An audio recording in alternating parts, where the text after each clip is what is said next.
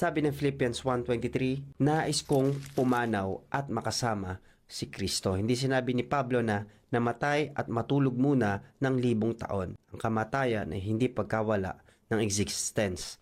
Ito ay paglipat mula sa temporary life papunta sa eternal reality. Bakit hindi patunay ng consciousness after death ang Epistle to the Philippians 1:23? Ito ang madalas gamitin, sapagkat ako'y nagigipit sa dalawang ito na may pagnanais na pumanaw at makasama si Kristo.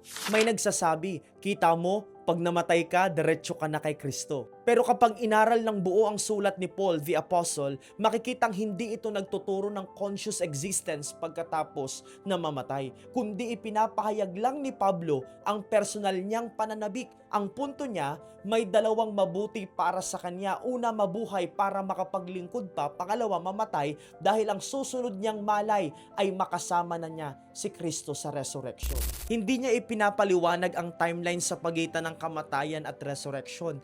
Parang kapag natulog ka ngayong gabi at pagkagising mo ay umaga na. Hindi mo na malayan ang oras sa pagitan. Sa karanasan ng namatay, ang susunod na malay ay ang muling pagkabuhay. At si Pablo mismo ang nagturo na ang mga patay ay natutulog sa 1 Thessalonians 4:13-17 tungkol sa mga nangatutulog, sapagkat ang Panginoon mismo ang bababa mula sa langit at ang mga patay kay Kristo ay unang mga bubuhay.